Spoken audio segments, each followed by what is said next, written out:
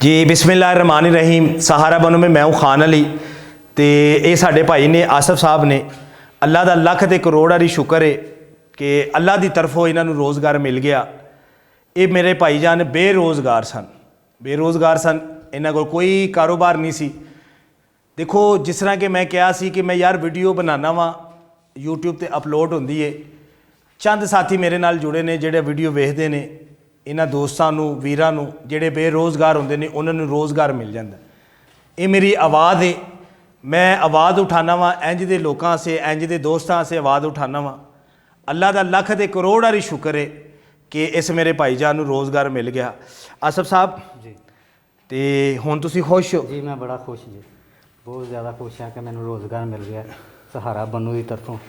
तो जिन्होंने मैनू लवा के दिता है अल्लाह उन्होंने भी जिंदगी के हयाती करे जी। उन्होंने बच्चों से जी बच्चों वास्ते भी दुआ करने हैं, उन्होंने से दुआ करनी है जी अल्हम्दुलिल्लाह जी।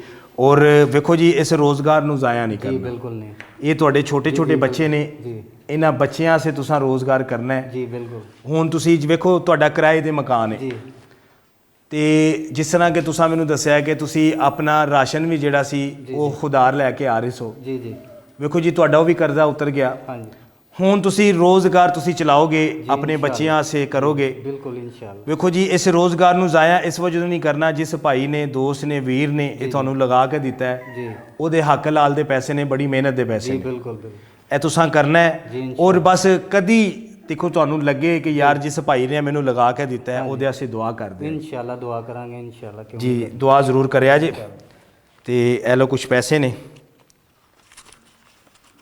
ए लो ये कुछ पैसे, ठीक है जेब विच पाओ तुसी। ते दोस्तों इंज दे काफ़ी मेरे वीर ने भरा ने जेडे बेरोज़गार ने। तो मैं अक्सर ये वीडियो च बोलता भी रहना वा कि यार कि तुसी मैनू ज़रूरी नहीं कि तुसी मैनू पैसे भेजो, मेरे कोल आओ, मेरे कोल आके तुसी मैनू पूछ सकते हो कि केड़ा अफराद है केड़ा भाई है जेड़ा बेरोज़गार है। मैं तुहानू तस्दीक करांगा, तुसी मेरे नाल खलो के उस भाईजान की मदद करिया जी, क्योंकि मेरा मिशन है, मेरी आवाज़ है रोज़गार की। वेखो जी अगर असी थोड़ा थोड़ा करके भी इंज दे दोस्तां नूं रोज़गार लगा के दांगे, ये अपने बच्चों की कफालत कर सकते हैं, अपने कार की कफालत कर सकते हैं, इन्हां नूं मंगण की जरूरत नहीं पेगी।